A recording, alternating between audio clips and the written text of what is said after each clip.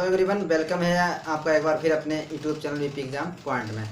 चलिए दोस्तों, आज आपके लिए एक ऐसा टॉपिक लेके आए हैं, इम्पोर्टेंट टॉपिक है जो कि केमिस्ट्री का है और क्लास 10th का है, रसायन विज्ञान का है। ठीक है, उम्मीद है आप लोग तरोताज़ा होंगे और आनंदमय ज़िंदगी जी रहे होंगे। ठीक है, तो हम लोग पढ़ेंगे आज द्विविस्थापन। द्विविस्थापन क्या होता है आप लोग जानते हैं, जिसको हम लोग कहते हैं इंग्लिश में डिस्प्लेसमेंट। क्या कहते हैं? डिस्प्लेसमेंट। ये हमारा होता है विस्थापन जो होता है, इसे बोलते हैं हम लोग डिस्प्लेसमेंट। डिस्प्लेसमेंट जानते हैं आप लोग, इसको विस्थापन को इंग्लिश में कहते हैं डिस्प्लेसमेंट। तो एक नई वीडियो है और अच्छा टॉपिक है ये। इसमें आपको बताया, जैसे कि मान लीजिए यहाँ पर मैं हूँ या कोई दूसरा पर्सन हो, मान लीजिए दो व्यक्ति हैं। ठीक है, तो दो व्यक्ति में आपस में झगड़ा होता है। ठीक है, दो व्यक्ति में आपस में झगड़ा होता है, तो एक में कम पावर होगी, एक में ज़्यादा होगी। तो भैया क्या होगा उसमें? जिसकी ज़्यादा पावर होगी तो वो तो अपनी जगह को मजबूत बरकरार रखेगा। जिसके पास नहीं होगी तो उसको जो मौजूद वाला था वो तो ये कहेगा कि आप यहाँ पर बैठ दो, वो वहाँ पर बैठ जाएगा। तो सीधा सा मतलब इसका भी है, यही अर्थ मीनिंग निकलता है कि ऐसा कि जिन क्रियाओं में कोई अधिक क्रियाशील तत्व जो होता है, कोई अधिक एलिमेंट जो होता है, और जो कम क्रियाशील वाले एलिमेंट जो होते हैं उन्हें क्या कहते हैं? उन्हें उन यौगिकों को, उन कंपाउंड्स को अलग विस्थापित कर देते हैं, उनकी जगह एक अलग स्थापित हो जाती है। मान लीजिए कोई भी कंपाउंड बनता है, कंपाउंड किस एलिमेंट से बनकर? दो एलिमेंट से मिलकर ये कंपाउंड बनता है। माने क्या लिखा है? ये CO है, ये वन एलिमेंट है, और मैंने दूसरा तत्व ले लिया CuSO4। ये क्या होगा? ये कंपाउंड हो गया हम लोगों का। ठीक है, इसी प्रकार ये कंपाउंड है, तो इसको हम लोग अगर विस्थापित करेंगे, अलग करेंगे, तो ये हो जाएगा Cu+SO4 हो जाएगा।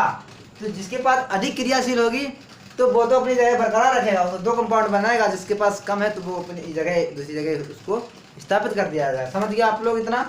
चलिए, बने रहिएगा आप लोग वीडियो के अंत तक, और चैनल को लाइक शेयर सब्सक्राइब कीजिएगा दबा के। ठीक है, आप लोग ये वीडियो जो है आप लोग ज़्यादा से ज़्यादा शेयर करें, क्योंकि आने वाले समय में ये वीडियो सभी तक पहुंच सके और सभी को जानकारी इसकी प्राप्त हो सके। समझ गए आप लोग? देखिए, इसमें बताया है कि जिन अभिक्रियाओं में कोई अधिक क्रियाशील एलिमेंट, कोई अधिक क्रियाशील तत्व अपने से कम क्रियाशील तत्व को उसके यौगिक से विस्थापित कर देता है, उन्हें विस्थापन क्रिया कहते हैं, उन्हें डिस्प्लेसमेंट रिएक्शन कहते हैं। इस कॉल्ड इज डिस्प्लेसमेंट रिएक्शन कहते हैं। समझ गए? रिएक्शन। तो इन्होंने क्या है, कुछ रिएक्शन दे रखी हैं, आपको अभी समझाएंगे। आप समझ गए कि जैसे मैंने आपको बताया कि कोई एक में ज़्यादा पावर है, ये एक एलिमेंट अधिक क्रियाशील है और एक दूसरा कम क्रियाशील है, तो क्या करेंगे? कम क्रियाशील वाले को अधिक विस्थापित कर देंगे, और जो अधिक क्रियाशील वाला है वो अपनी जगह को बरकरार रखेगा। इसी में इसमें बताया गया है। मान लीजिए ये क्या है? ये फेरस है। ये क्या है? सॉरी, ये क्या है? ये भी जो है ये सॉलिड फॉर्म में होता है। ठीक है, ये जो है लोहा होता है, ये लोहे जैसे होता है, जिसे कि, और ये क्या है? CuSO2। ये कॉपर सल्फेट होता है। ये क्या होता है? कॉपर सल्फेट होता है। कॉपर, सॉरी इधर लिखे, नीचे लिखे इसको। ये होता है कॉपर सल्फेट। क्या होता है? कॉपर सल्फेट होता है। ठीक है, ये एक्वस होता है, ये जल में भी घुलनशील होता है। ये क्या? पाउडर की तरह होता है। जब इसकी रिएक्शन करेंगे, क्या करेंगे? जब इसकी रिएक्शन करेंगे तो क्या होगा? देख लीजिए भैया, ये बनेगा आयरन सल्फेट। क्या बनेगा? FeSO4, ये बनेगा आयरन सल्फेट। समझ गए? ये क्या बनेगा? इधर आयरन सल्फेट, ये आयरन सल्फेट बनेगा। ये जो होता है, इसका जो कलर हो रहा होता है, ये नीले कलर का होता है लोगों में। ये क्या होता है? ये नीले कलर का होता है, कॉपर सल्फेट। और ये जो होता है FeSO4, ये हल्का सा हरा टाइप का होता है। कैसा होता है? हल्का सा हरा होता है, हल्का सा हरे प्रकार का होता है। और जो हमारा कॉपर जो इसको अलग विस्थापित कर दिया, यही बात है। ये कम क्रियाशील है और ये ज्यादा क्रियाशील है, FeSO4 आयरन सल्फेट। इसको ये कंपाउंड बन गया हमारा, और ये एक एलिमेंट जो था इसको अलग कर दिया, विस्थापित। इसी को हम लोग क्या कहते हैं? विस्थापन। इसको कहते हैं विस्थापन अभिक्रिया, डिस्प्लेसमेंट रिएक्शन या रिएक्शन कहते हैं। तो आप समझ चुके हैं कि जिन क्रिया में कोई अधिक क्रियाशील एलिमेंट होता है वह अपने से कम क्रियाशील तत्व को उसके यौगिक से विस्थापित कर देता है, उन्हें डिस्प्लेसमेंट रिएक्शन कहते हैं।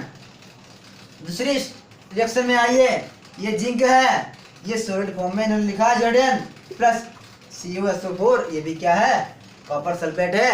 ये भी एक किसका है, ये भी ये पाउडर की तरह होता है। इसकी भी ये रिएक्शन करेंगे तो क्या होगा, ये कंपाउंड बनेगा, एक एलिमेंट इससे एलिमेंट कंपाउंड बनेगा जो एक अधिक क्रियाशील होगा।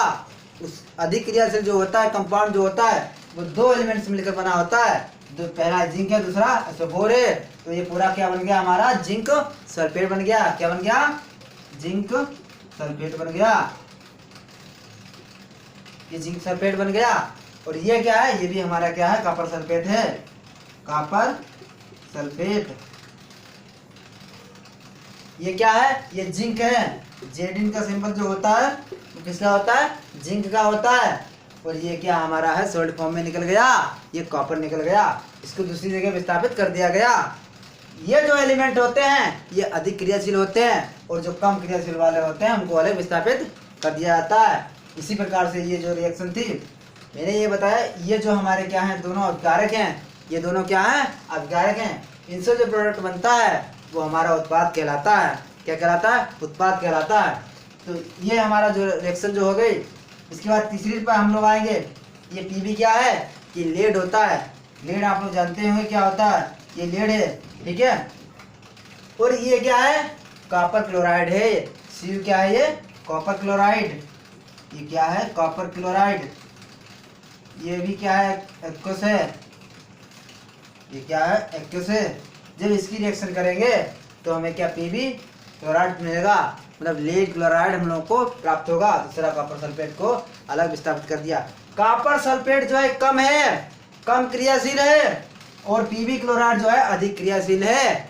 समझ गए, इसीलिए क्या हो गया, जैसे कि आपको ये भी एक दो एग्जाम्पल और बताएंगे। तो ये क्या हो गया हमारा, लेड क्लोराइड, ये क्या हो गया, लेड क्लोराइड। आपको बताया अगर इसकी जब हम लोग रिएक्शन करेंगे तो ये जो कंपाउंड जो है ये FeSO4 ये अधिक क्रियाशील है देन Cu से। कितना है, किससे, Cu से, यानी कॉपर से अधिक क्रियाशील है। समझ चुके हैं आप लोग। जैसे कि मान लीजिए और भी कुछ ले लेते हैं हम लोग साथ में। जैसे मैंने ले लिया MgSO4, ये भी क्या है हमारा कंपाउंड है, और ले लिया NaSO4, ये भी क्या हमारा कंपाउंड है। इसी तरह के जो कंपाउंड हैं हम लोग क्या कहलाएंगे, विस्थापन क्रिया यानी डिस्प्लेसमेंट रिएक्शन कहलाएंगे। इसका डिस्प्लेसमेंट रिएक्शन तो आप समझ गए, ये हम लोग क्या कहलाएगा, विस्थापन रिएक्शन। तो आशा है आपको समझ में आया होगा। नेक्स्ट वीडियो मिलेंगे एक नए टॉपिक के साथ और नई ऊर्जा के साथ। जय हिंद साथियों।